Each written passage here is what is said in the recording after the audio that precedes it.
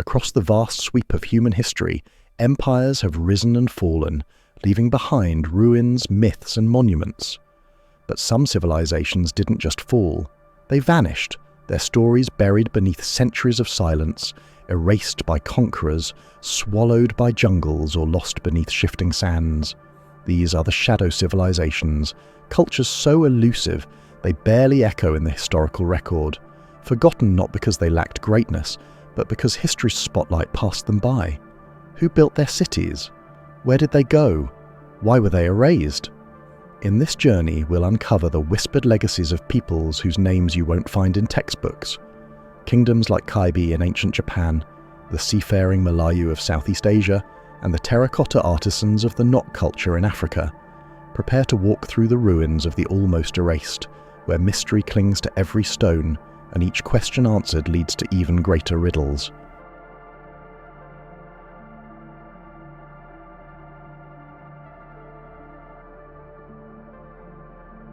The kingdom of Aksum is etched into history as one of Africa's great ancient empires, famed for its trade networks, monumental stelae, and even its ties to early Christianity. But just beyond its southern borders, a mystery lingers, a shadow civilization barely mentioned in records, yet clearly once powerful enough to rival Aksum itself. This was an unknown Cushitic realm, now lost to time. While Aksum's memory was preserved, this southern civilization seems to have been deliberately erased. Who were these people? Why do their artifacts remain, yet their name does not? As we venture south into the Ethiopian highlands and valleys, the land begins to whisper fragments of a story, one of ancient rivalry, trade, and silence. Archaeological clues point to a sophisticated Cushitic-speaking culture that flourished in the regions south of Aksum. At sites like Onanegus, structures suggest centralized planning and long-term settlement. Pottery styles and tool types indicate an independent cultural identity, distinct from Aksum yet just as advanced. Inscriptions in non-Ge'ez scripts hint at a complex language we've yet to decode. This civilization farmed these lands using stone terraces, built fortified towns, and engaged in trade. But they left behind no recorded name for themselves, no kingdom title carved into stone, no epic inscriptions. Some believe Aksum may have absorbed or destroyed this culture, erasing its political legacy. Others argue it simply faded, undocumented. Despite its obscurity, this shadow civilization wasn't isolated.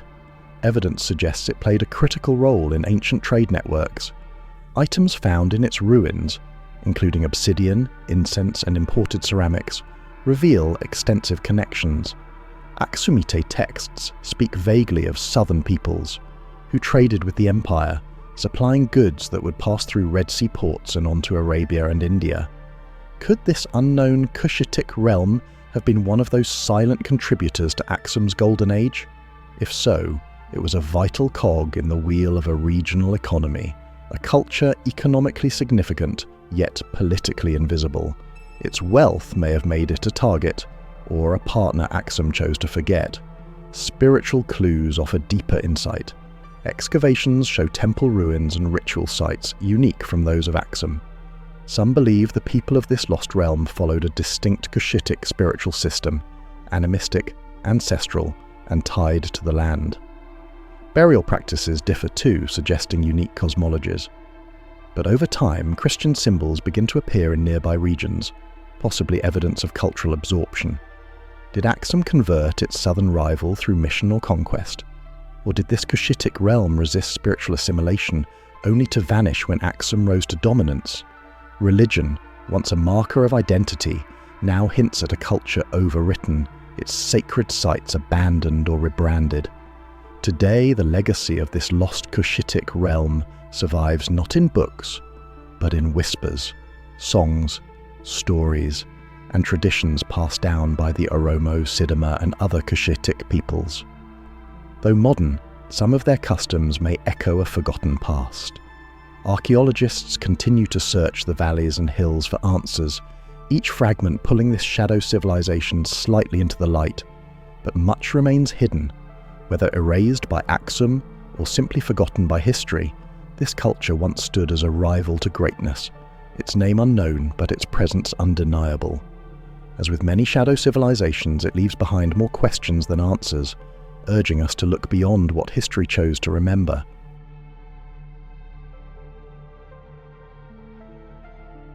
Nestled between the Himalayas and the Hindu Kush lies a forgotten kingdom, one that once stood at the crossroads of East and West. Gandhara was no ordinary realm.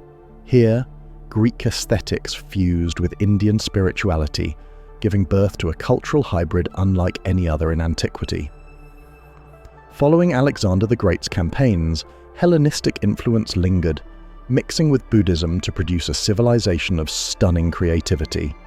For centuries, Gandhara thrived as a hub of trade, art and philosophy, but time has not been kind. Today, most have never heard its name. Its legacy, once carved in stone, now lies buried beneath soil and war, awaiting rediscovery. Gandhara's most enduring legacy is its art, a breathtaking blend of form and faith. For the first time in history, the Buddha was portrayed in human form, modelled on the divine figures of Greek tradition. Curly hair, flowing robes, and serene expressions recall Apollo and Hercules, but these were not gods of Olympus. They were visual expressions of enlightenment. Gandharan artists mastered realism, balance, and emotional depth. Their sculptures travelled along the Silk Road, influencing Buddhist art from Central Asia to Japan. Yet these masterpieces were not merely aesthetic. They were tools of cultural diplomacy, symbols of a syncretic civilization that believed in the power of fusion. Beyond its art, Gandhara was a centre of commerce and learning. Its cities bustled with traders, scholars and monks from across the known world. Greek coins circulated beside Indian texts. Merchants carried silk and spices through its bazaars. Philosophers debated metaphysics in shaded courtyards. Greek, Aramaic and Prakrit echoed through its streets. Gandhara was a cosmopolitan mosaic, one foot in the west, the other in the east.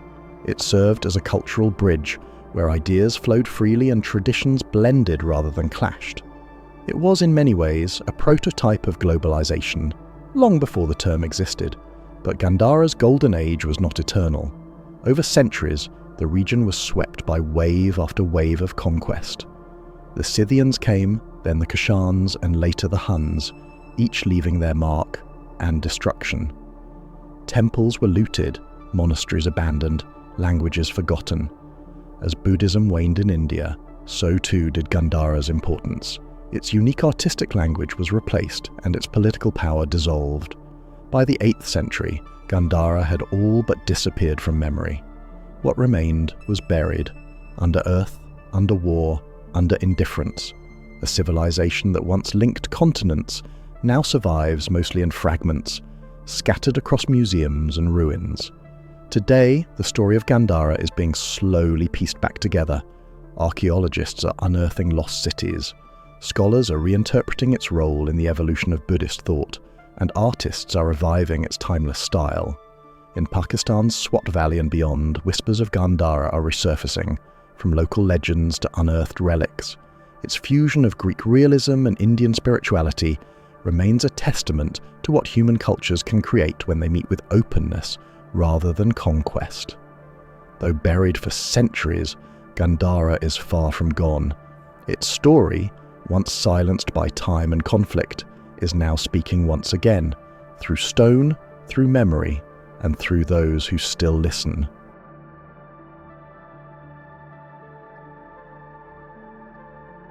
Buried beneath the sands of the Taklamakan lies a forgotten city, once a glittering node on the ancient Silk Road.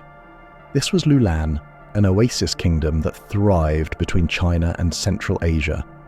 For centuries, it offered shelter, trade, and political intrigue to travellers and empires alike. But today, its ruins lie silent, half consumed by desert.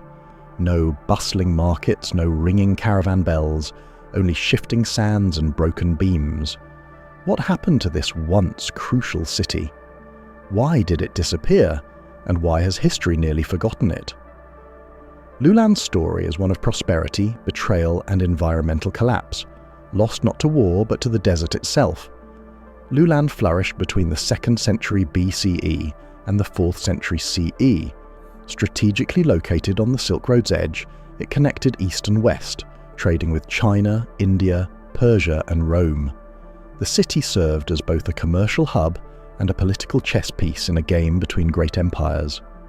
Archaeological finds reveal a literate society with Chinese documents, woolen fabrics, and Persian artifacts, all preserved by the desert's dryness. Lulan was rich not just in goods but in culture. It was a melting pot where ideas travelled with camels, but its position also made it vulnerable. What the desert preserved, human ambition would later endanger. The kingdom's fortunes rose and fell at the whim of empires. Lulan's strategic location made it both prized and perilous.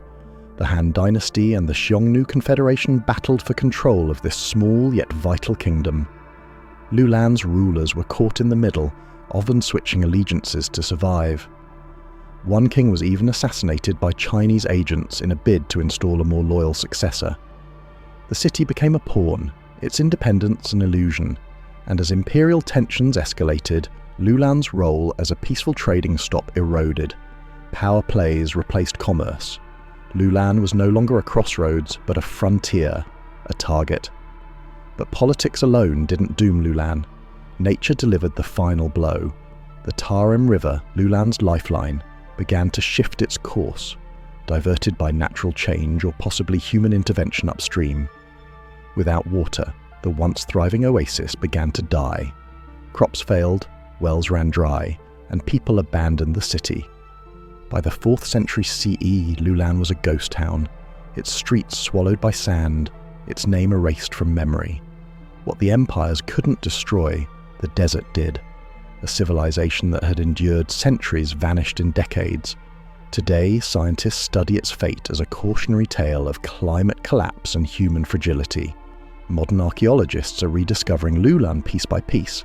Its dry climate preserved not just ruins, but people, mummies so well kept they still wear their ancient garments.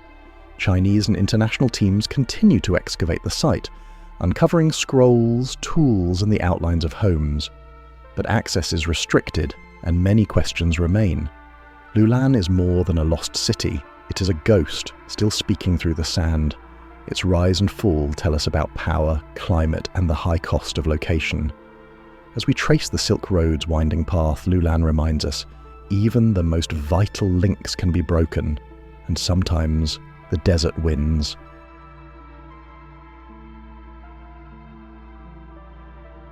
When the mighty Hittite Empire collapsed around 1200 BCE, it didn't vanish into silence.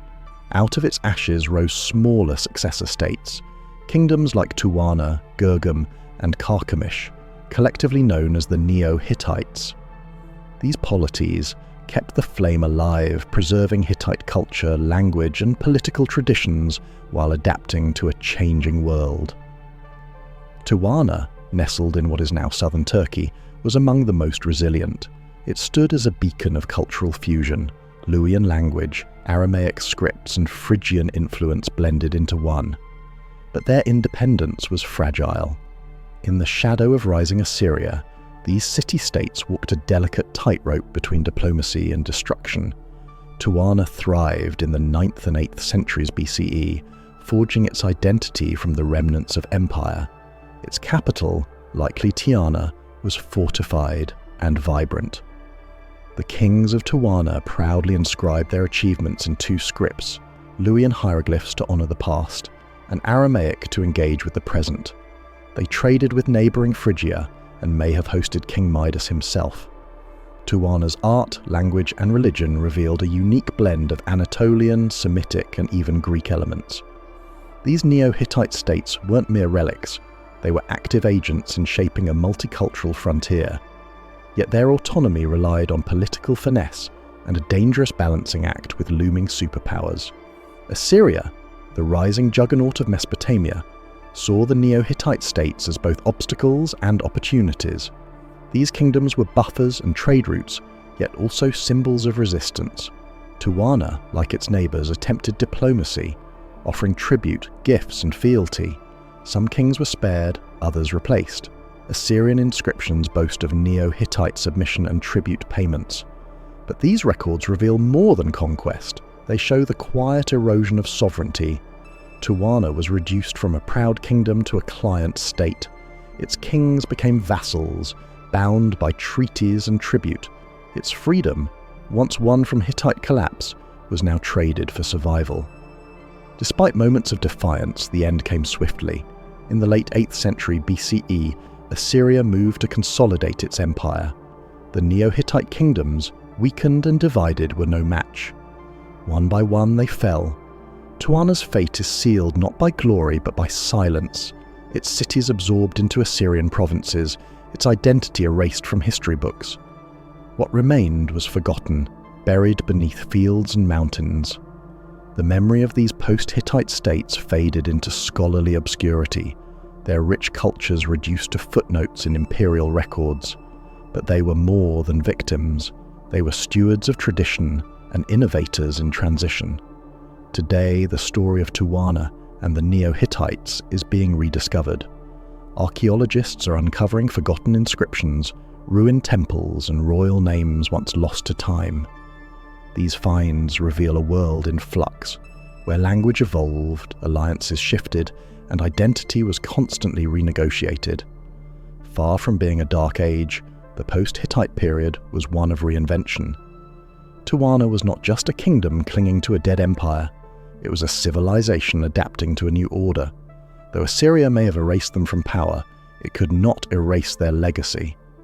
Now, after millennia of silence, the Neo-Hittites speak again, etched in stone, waiting to be heard.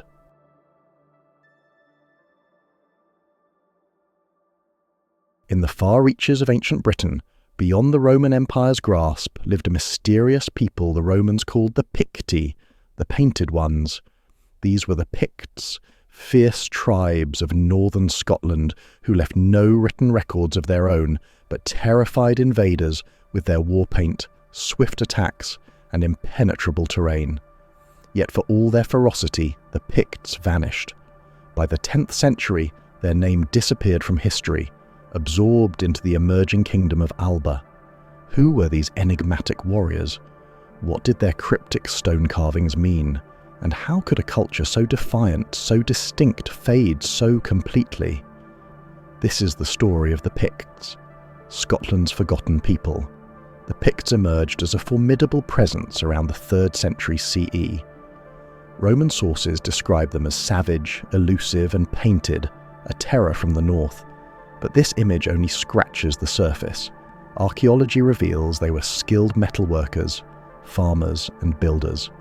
Their settlements were complex, often built near rivers or on artificial islands for defense.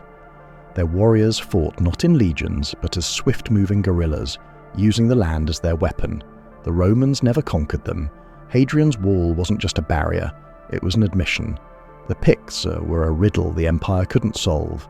The most enduring legacy of the Picts lies in stone. Hundreds of carved monoliths dot the Scottish countryside.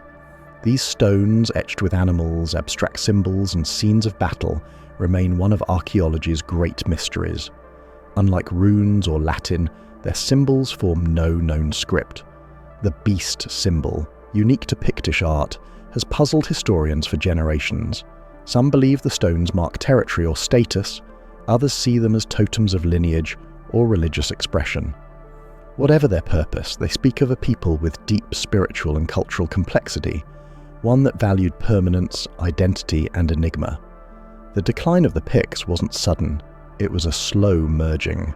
By the 9th century, Norse raids destabilised northern Scotland, while Christian monks brought new ideologies. In the kingdom of Fortriu, a Pictish dynasty began to intermarry with Gaelic rulers. King Syniad mac Alpin, known as Kenneth mac Alpin, became a key figure. Some claim he unified the Picts and Gaels under the banner of Alba through force or diplomacy. By the mid-10th century, Pict vanished from royal titles. The people remained, but their name, and perhaps their language, faded. The warriors became Scots, their symbols became silent. Today, the Picts live only in stone and soil. Their language is lost, their kingdoms erased, their myths half-remembered in whispers. But the carvings endure, etched into rock with purpose and pride. As scholars dig deeper, new discoveries hint at a vibrant, complex civilization hidden beneath the labels of barbarian. The Picts were not simply painted warriors, they were artists, builders and guardians of a unique Celtic tradition. Though history tried to erase them, their legacy resists, carved in stone, carried by mist, waiting to be remembered.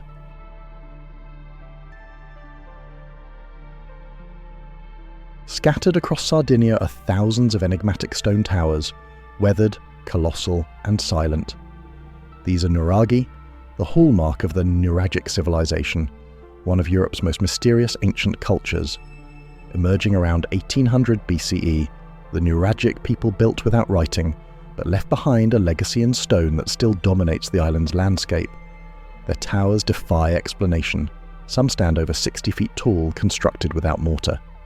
Who built them and why? Were they fortresses, temples, homes, or something more? The Nuragic civilization thrived for over 1,000 years, yet vanished without a written word. Their story is one of stone, shadow, and silent strength. At the heart of Nuragic culture stood the Nuraga. Thousands of them, from simple towers to massive complexes with courtyards, wells, and walls. These structures weren't just shelters, they were centers of power and community. Built from basalt blocks, often weighing tons, they were feats of engineering. Inside, corbelled ceilings formed dry stone domes, precursors to true architecture. Around these towers grew villages complete with granaries, workshops and temples. Artifacts found within, bronze votive figurines, weapons and religious idols, speak of a society rich in symbolism and craft. Yet without written records, the beliefs and hierarchy of this Bronze Age culture remain a compelling enigma. Religion and ritual were woven into Nuragic life. Across Sardinia, sacred wells built with astonishing precision suggest advanced knowledge of astronomy and water engineering. Some align with solstices, hinting at a cosmological connection. The bronze figurines left behind, depicting warriors, animals and gods, offer clues to their spiritual world. These were not crude relics, they were crafted with care, perhaps used in rites of passage or offerings to divine forces. The Nuragic pantheon remains unknown, but the symbols, horns, circles, spirals, echo shared themes of life, protection and eternity. They believed in something powerful, yet their gods are unnamed, their myths unrecorded. Though isolated, the Nuragic people were not cut off. Sardinia was a hub in the Mediterranean trade network. Obsidian from the island travelled far and foreign goods flowed in. Mycenaean pottery, Egyptian scarabs, and Phoenician glass hint at deep interactions. Yet, the Nuragic people maintained a distinct identity. Unlike other Mediterranean cultures, they resisted writing, even as neighbours adopted alphabets.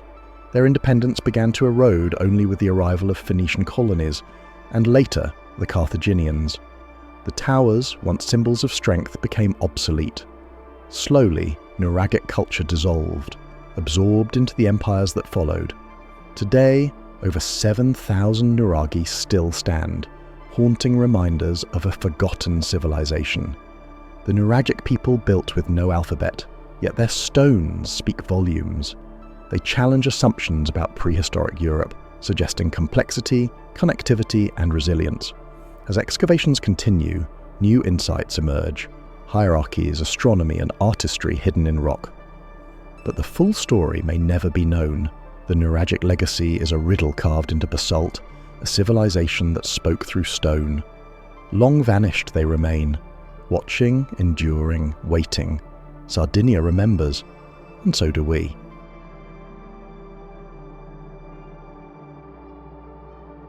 Nestled along the banks of the Danube around 5700 BCE, the Vinča culture flourished during Europe's Neolithic age. Known for its sophisticated farming, pottery, and metallurgy, Vinča people developed some of the continent's earliest permanent settlements. What makes Vinča extraordinary, however, is the mysterious script etched on thousands of small clay tablets and pottery shards. Symbols some scholars argue may be Europe's oldest form of writing. These marks challenge the long-held belief that writing began only in Mesopotamia. Who were these Neolithic pioneers, and what secrets did their forgotten script hold? The Vinča script, often called Vinča symbols or Vinča signs, appears on over 1,000 artifacts, including pottery, figurines, and tablets. These symbols consist of geometric shapes, lines, crosses, swirls, and occasionally animal motifs. Unlike later alphabets, the Vinci signs have yet to be deciphered, sparking heated debates. Were they an early form of proto-writing, a system to record trade or rituals, or merely decorative motifs? The symbols predate the earliest known writing systems by millennia, hinting that the Vinci people could have laid the foundation for communication in prehistoric Europe. Beyond their enigmatic symbols, the Vinci culture was remarkably advanced for its time. Settlements featured organized layouts, with homes built from wattle and daub and equipped with hearths and storage. Vinci artisans mastered pottery, crafting beautifully decorated vessels with complex motifs. They were also early adopters of metallurgy, smelting copper to fashion tools and ornaments. This technological and social complexity suggests a thriving community with rich traditions. Yet, much of their social structure remains a mystery, buried beneath layers of earth and time. The Vinci culture did not develop in isolation. Archaeological evidence shows extensive trade networks stretching across Europe, connecting Vinci people with cultures as far as the Aegean and the Carpathian basin. They exchanged valuable commodities: obsidian for cutting tools, salt for preservation, and metals for crafting. These interactions influenced Vinci art and technology, creating a melting pot of ideas and innovations. Yet by 4500 BCE, the Vinci culture mysteriously declined, replaced by new societies. Their script faded into obscurity, and the secrets of their civilization slipped from collective memory. Today, the Vinci culture remains one of Europe's greatest archaeological enigmas. Modern technology continues to unearth new artifacts and shed light on their complex society. While the Vinci script remains undeciphered, each discovery brings us closer to understanding their world, a world of innovation, trade, and perhaps the dawn of writing in Europe. Though their voices were lost to time, the Vinci people left an indelible mark, etched in clay and stone, inviting us to listen and learn from the continent's forgotten ancestors.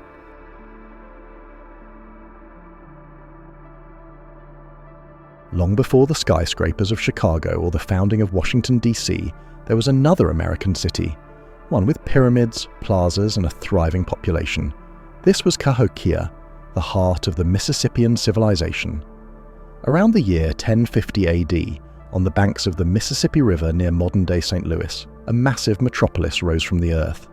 With over 120 earthen mounds, some towering 10 stories high, Cahokia was larger than London at the time. Yet today, most Americans have never heard of it. Who were the Mississippians? How did they construct such a vast urban complex? And why did it vanish without a trace? As archaeologists dig deeper, new questions emerge. Was Cahokia the center of a forgotten Native American empire? And what secrets lie beneath the soil? This is the story of North America's lost city, and the people who built it. Cahokia wasn't just a village, it was a sprawling, planned city. At its core stood Monk's Mound, a massive earth pyramid the size of the Great Pyramid of Giza's base. Surrounding it were plazas, residential areas, and temples aligned with astronomical events. Archaeologists believe up to 20,000 people lived here, sustained by maize agriculture and a complex trade network stretching from the Great Lakes to the Gulf Coast. Shell beads, copper ornaments, and even obsidian tools have been found at the site. But there were darker elements too, evidence of human sacrifice and signs of a strict elite class. What kind of society thrived here? Was it a theocracy, a city-state, a ceremonial center? The answers remain elusive, but the scale and organization suggest a powerful culture, one that rivaled any in Mesoamerica, and yet vanished almost overnight. The Mississippians were master traders and engineers. From Cahokia, goods flowed in all directions: Great Plains bison hides, Appalachian mica, Gulf Coast shells. These trade routes formed a web connecting dozens of cultures, making Cahokia not just a city, but a spiritual and economic capital.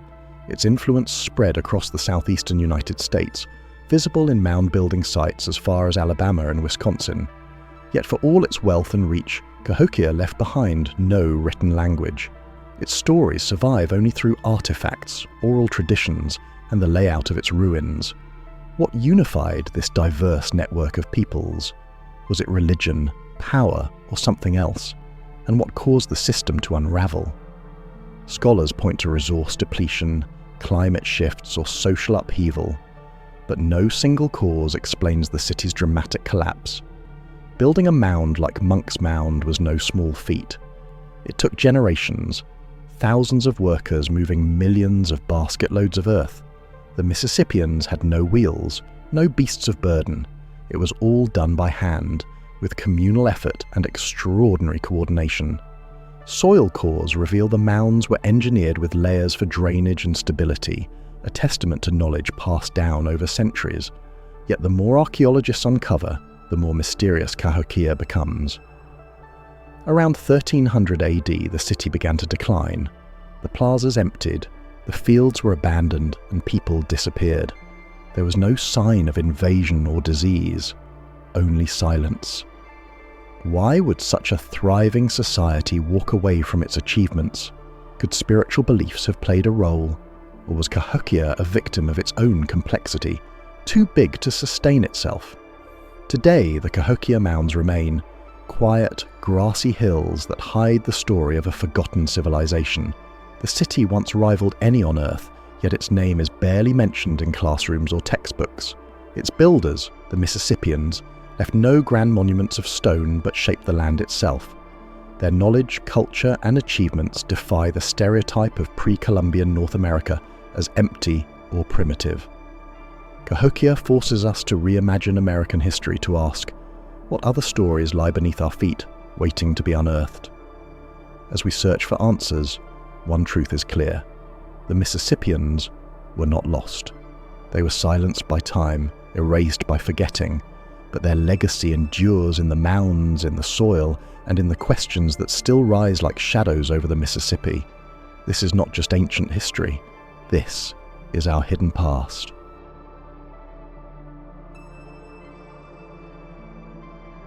The Olmec are often called the mother culture of Mesoamerica, mysterious sculptors of colossal stone heads and founders of complex ritual systems. The Maya, centuries later, are famed for their grand cities, calendars, and cosmic vision. But what about the centuries between? The time after the Olmec faded and before the Maya rose. This was no cultural void. Instead, a rich web of civilizations thrived, some innovative, some enigmatic, and all often overlooked. Cultures like the Epi-Olmec, Zapotec, and Izapan carried forward and transformed what the Olmec began. They built temples, codified calendars, and laid foundations for the classical Maya. Yet their names rarely appear outside of academic circles. Who were these civilizations? What did they believe, build, and leave behind? And why has history largely forgotten them? This is the story of the Olmec's successors, and the buried brilliance between giants. The Epi-Olmec, who rose around 400 BCE, didn't just inherit Olmec traditions, they evolved them. At sites like Tres Zapotes and Cerro de las Mesas, they developed one of the earliest writing systems in the Americas, the Isthmian script. Unlike the symbolic art of the Olmec, these glyphs told stories of rulers, battles, and rituals etched into stone stelae like the famed La Mojara Stela one. But the script remains mostly undeciphered, and the names of these ancient kings are still silent. The Epi-Olmec also introduced the long count calendar, predating its use by the Maya. These innovations suggest a culture rich in intellect and statecraft. Yet, the Epi-Olmec are often left out of mainstream histories. Why? Perhaps because they left fewer monumental cities, or maybe because they challenged the idea that the Maya were first. But in truth, the Maya stood on the shoulders of cultures like these. Meanwhile, in the highlands of Oaxaca, another power emerged, the Zapotec civilization. By 500 BCE, they had built Monte Alban, a city high on a ridge overlooking the valleys below. This was one of Mesoamerica's earliest urban centers, complete with temples, astronomical alignments, and complex burial sites. The dantzantes, stone carvings of contorted human figures, suggest a history of warfare, ritual, and possibly human sacrifice. The Zapotecs also created their own glyph system, arguably one of the oldest in the Americas. Their influence would later stretch across southern Mexico, linking trade and religion from the coast to the highlands. Yet they too are often footnotes in broader histories. Overshadowed by the Maya and Aztec, the Zapotecs were nonetheless pioneers, politically organized, deeply spiritual, and vital in the cultural relay between civilizations. Further south, in the Soconusco region near the modern Guatemalan border, the Izapa culture flourished from about 600 BCE to 100 CE.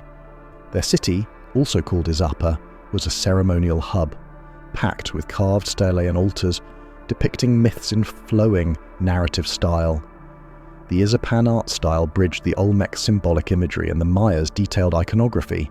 Here, we see early versions of the world tree, cosmic battles, and gods that would later become central to Maya and Aztec religion, like Quetzalcoatl, the feathered serpent.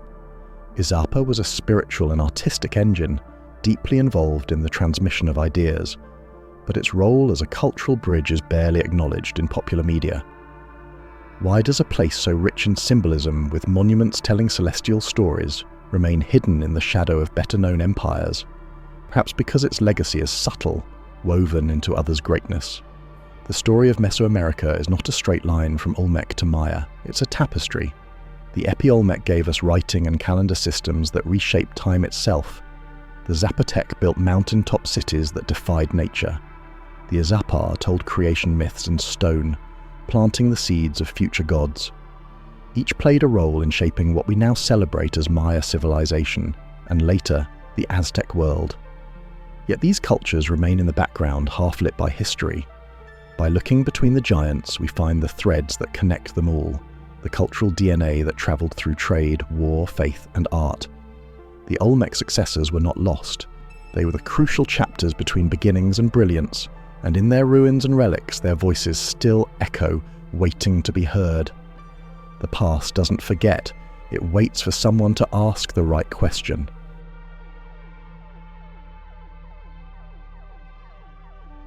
At nearly 13,000 feet above sea level, in the windswept plains near Lake Titicaca, lie the ruins of a city that defies logic, Tiwanaku. This was no mere mountain village. It was an advanced urban center, rich in engineering, cosmology, and artistry, built centuries before the Inca. The site includes massive stone blocks weighing over 100 tons, perfectly fitted together, without mortar, and transported from quarries miles away.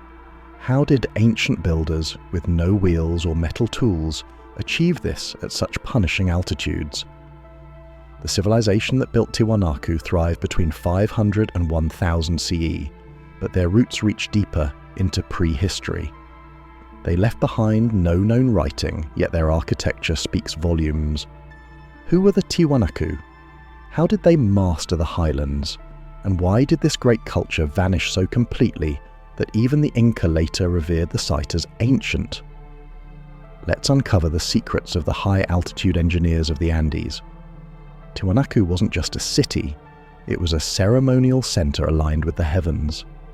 At its heart stood the Kalasasaya Temple, a massive structure designed to track the solar calendar.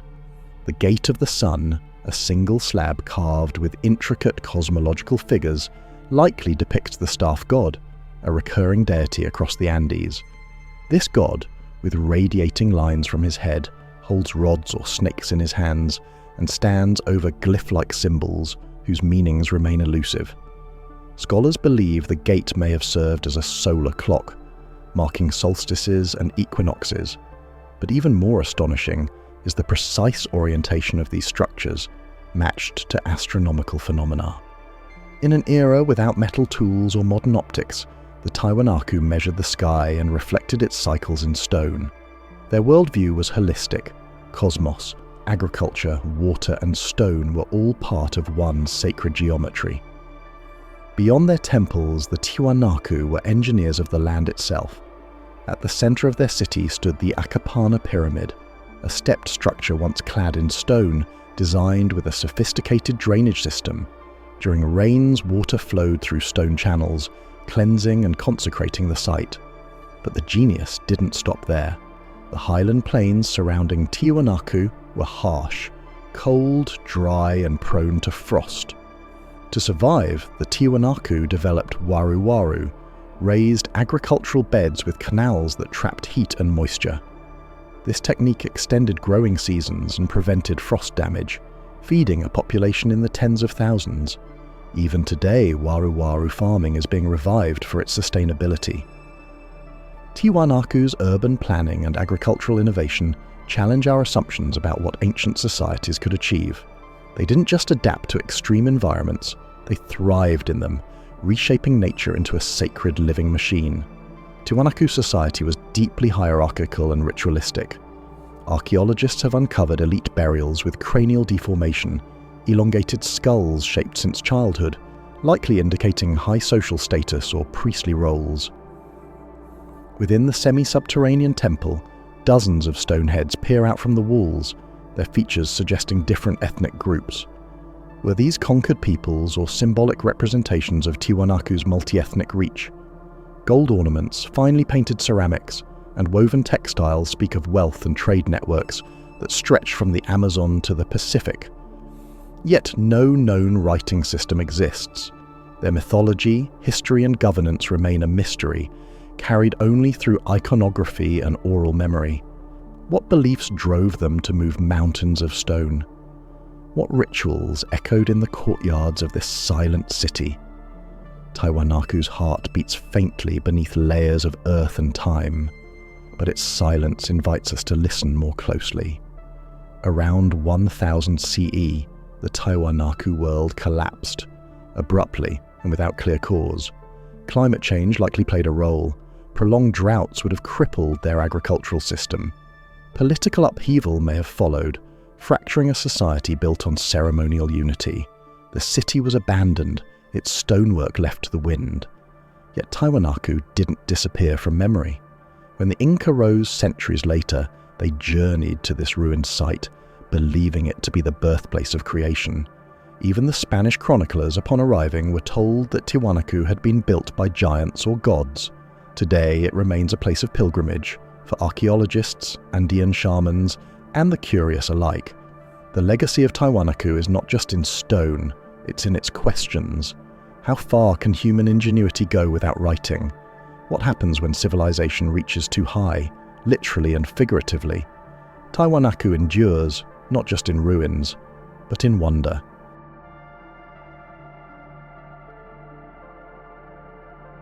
In Sumerian legend, there was a place untouched by death and sickness, a land where gods walked and paradise began.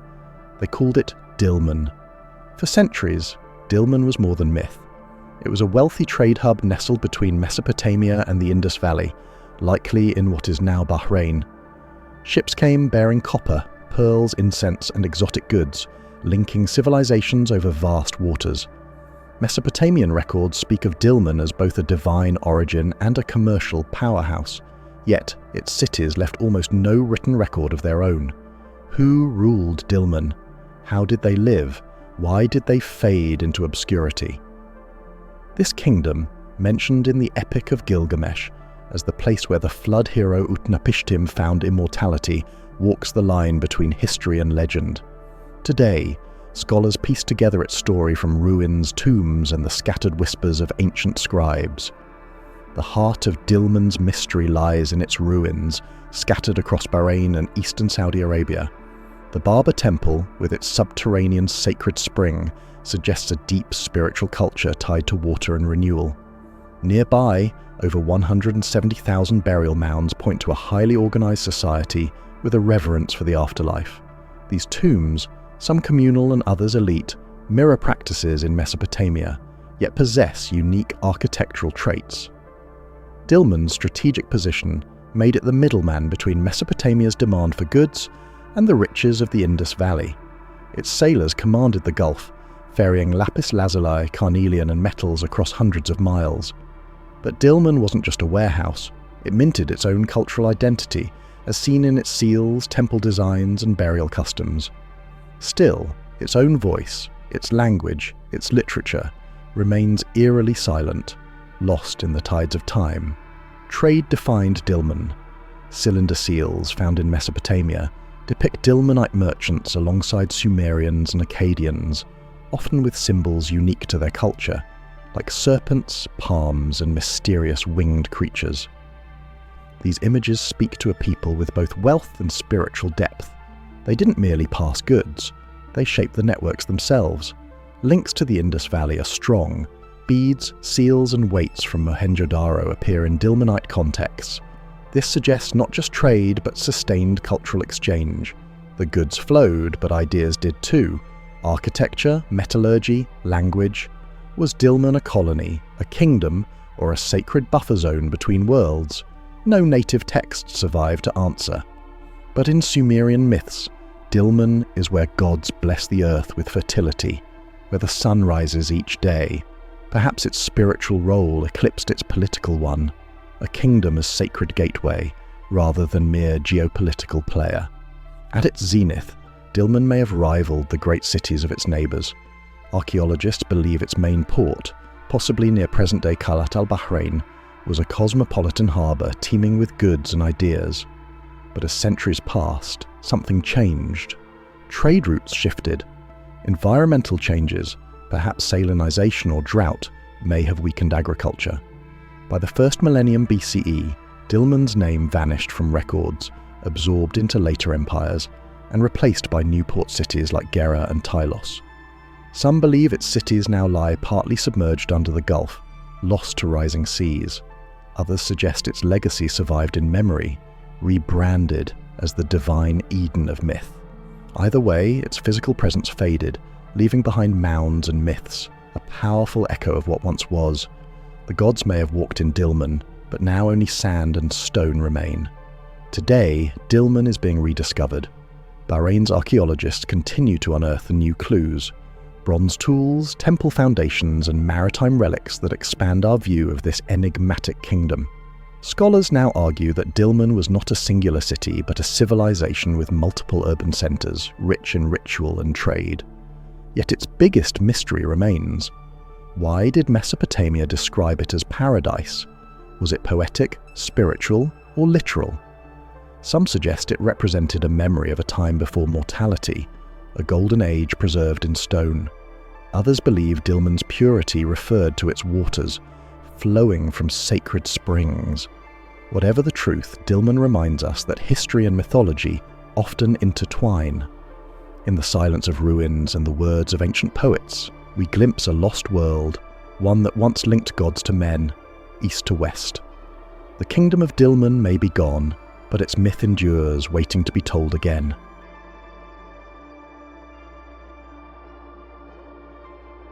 In the heart of Central Asia once thrived a civilization that linked East and West, not with armies, but with language, trade, and diplomacy.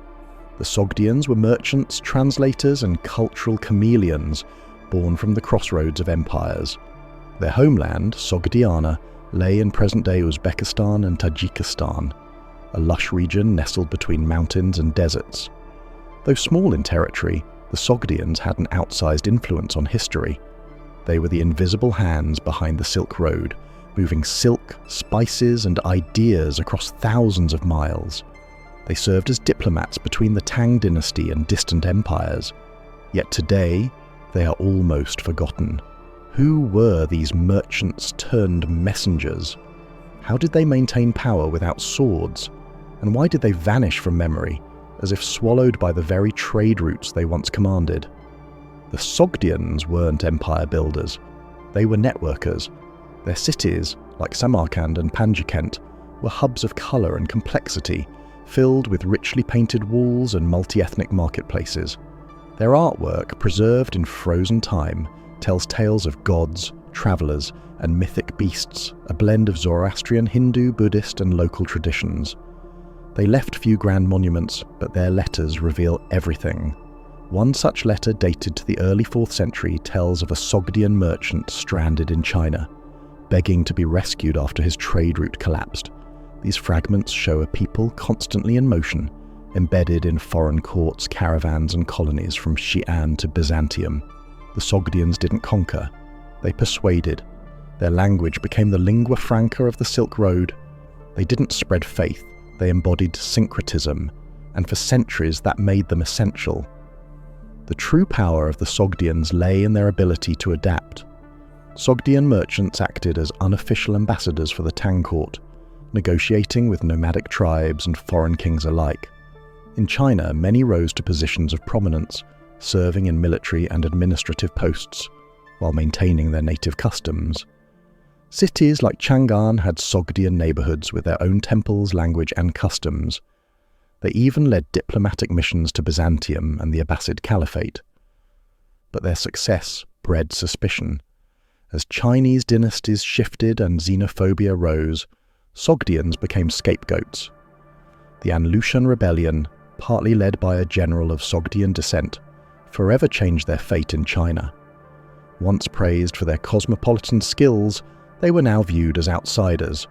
Their fortunes began to turn, not because they failed, but because they succeeded too well in a world that couldn't tolerate middlemen forever. In the 8th century, the Islamic Caliphate swept into Central Asia. Sogdian cities fell one by one. Panjikent was abandoned. Temples were razed or converted. The intricate blend of religions and languages was replaced by a new cultural order.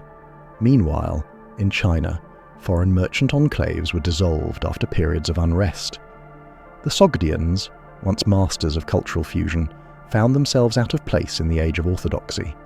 As empires grew more centralized, they no longer needed the flexible middlemen who once made global trade possible. The Sogdians were not exterminated, but they were absorbed, converted, and renamed. Their children spoke Arabic or Chinese, their gods were forgotten, and their cities, once alive with stories and silk, were buried beneath the soil. In less than 2 centuries, they faded into academic obscurity, remembered only in scattered texts and eroded murals.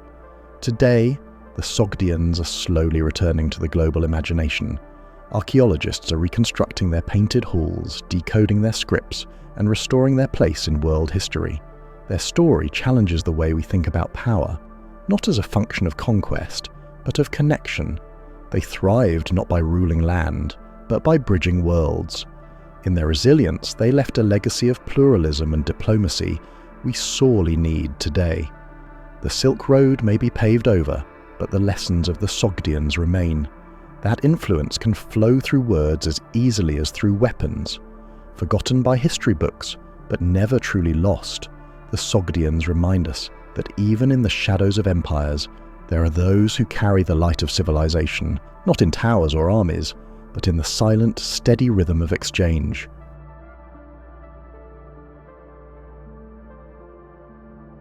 In 1965, Yale University unveiled a medieval map that stunned the world. Known as the Vinland map, it allegedly showed part of North America, Vinland, centuries before Columbus sailed west.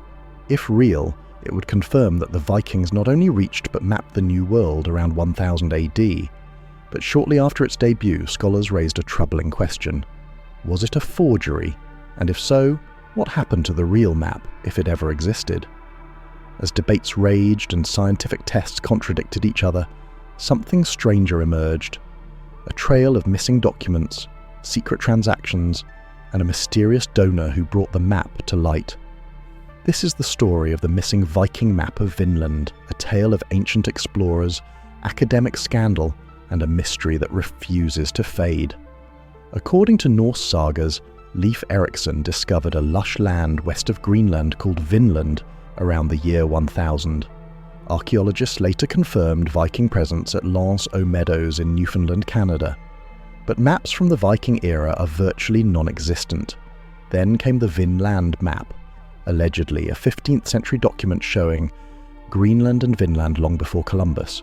If authentic, it suggested that medieval Europeans knew of the Americas centuries earlier, yet the map appeared out of nowhere, with no clear origin.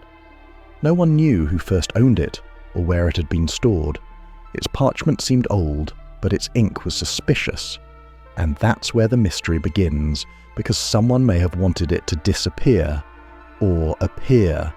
Scientific analysis in the early 2000s suggested the map's ink contained anatase, a form of titanium dioxide not available in the Middle Ages, that cast serious doubt on its authenticity. But not all agreed. Some researchers argued the anatas could have been naturally present, or a byproduct of contamination. Meanwhile, documents associated with the map's provenance, its paper trail, began to vanish or contradict each other. A mysterious book dealer named Enzo Ferrajoli was connected to its sale, but his records were incomplete or missing. Was it an elaborate forgery? Or was someone trying to discredit a genuine artifact to protect a more politically convenient narrative of discovery? In the Cold War era, when the map emerged, it conveniently aligned with Western interest in highlighting Norse exploration, positioning it against Columbus's Spanish-backed voyage. Some historians speculate that the map's surfacing was more political than academic. If real, it could shift the narrative of who discovered America. If fake, its purpose might have been to manipulate that very narrative. Oddly, no one has ever come forward as its creator or framer. And even more baffling, references to maps like it have been found in private European collections, but never confirmed. Was there once a set of Viking maps showing the New World, quietly destroyed or hidden from view? Today, the Vinland map is locked away, its authenticity still debated. Yale now classifies it as likely forged, yet the mystery endures. The missing pieces, the unnamed cartographer, the unknown donor, and the vanishing records create more questions than answers. Could a real Viking map of Vinland have existed and been lost or destroyed? Was the Vinland map a clever imitation based on something authentic, now erased from history? Or was it all a grand hoax, perfectly timed for maximum impact? In the shadows of Norse exploration and medieval secrecy, one thing is certain: maps may fade, but mysteries endure. Somewhere in forgotten scrolls or beneath museum floors, the truth may still lie, waiting to be rediscovered.